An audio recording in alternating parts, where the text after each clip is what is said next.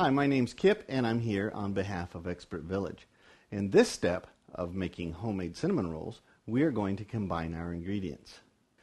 Now, if you're going to combine your ingredients using the help of a KitchenAid mixing bowl, such as this with the dough hook, then worry about beating the egg beforehand. I just combine it all together and go ahead and mix the dough. If you're not going to use something, some type of powered dough mixer, then you'll want to make sure that you break the egg and beat it well with a fork before you combine all of the ingredients. There again, I'm going to use the help of a KitchenAid and a dough hook. So we'll start by adding our milk, and it's slightly warm still from scalding it. And to scald milk, you just simply put it on the stove, watch it very carefully, and just as it starts to boil, and stir it constantly, you don't want to burn it, you just want to get it right to the edge of burning, then remove it from the heat. Add your salt, add your sugar, add your shortening, add your egg,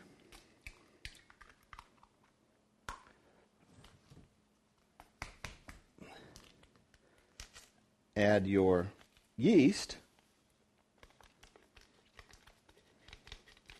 and there again, oftentimes it's not a bad idea to actually take a small dish such as this one and add your yeast, a little of the warm milk and a little sugar to that, and stir that up and let that get all foamy.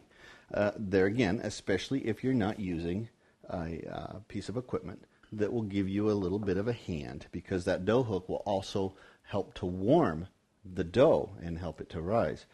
Now, when it comes to the flour, you're not going to want to put all the flour in there. Hold back half a cup or so, and it's not real precise, so I can just take this bowl and dump a good portion of it in, and I'm going to save